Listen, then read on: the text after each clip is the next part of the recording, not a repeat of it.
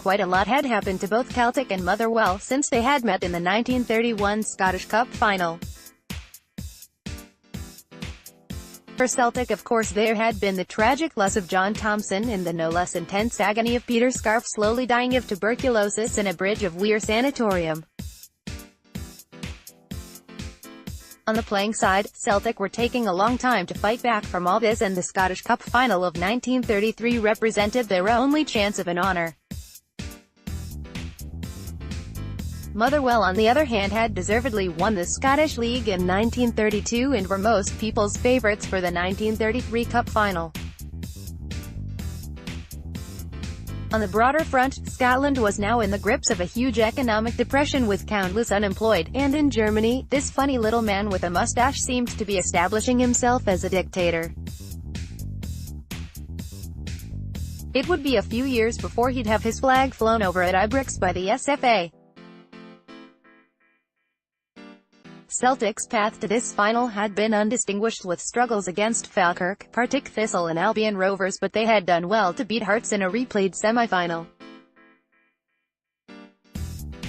And they had Jimmy McGrory, now the hero of Scotland, for his wonder goal against England a couple of weeks previously, the goal that was said to give birth to the Hampden Roar.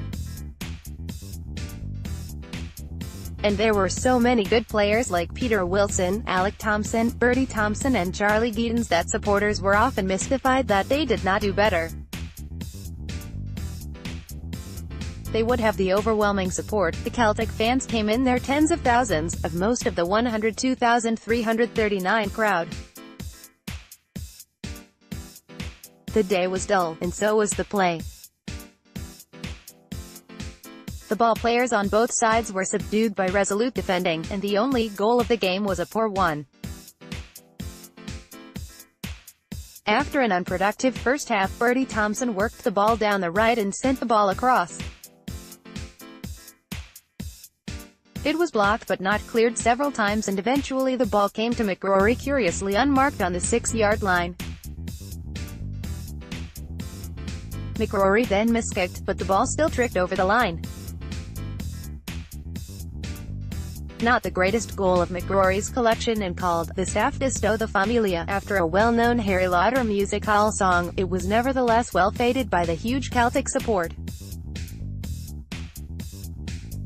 It was now a long second half as Motherwell, inspired by John McMenemy, the son of the great Napoleon, and himself an ex-Celt who had won a cup final in 1927, piled the pressure on, but the mighty half-back line of Wilson, McStay and Giddens held firm, and Canadian goalkeeper Drew Kennaway was seldom called upon for any heroics.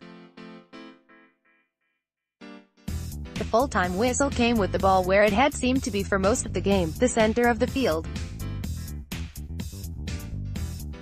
For the Celtic support, this triumph cannot be underestimated, for if any group of people needed a pick-me-up, it was the Glasgow Irish and their many sympathisers in 1933, now feeling the full blast of the economic depression and the hypocritical cant of the so-called national government.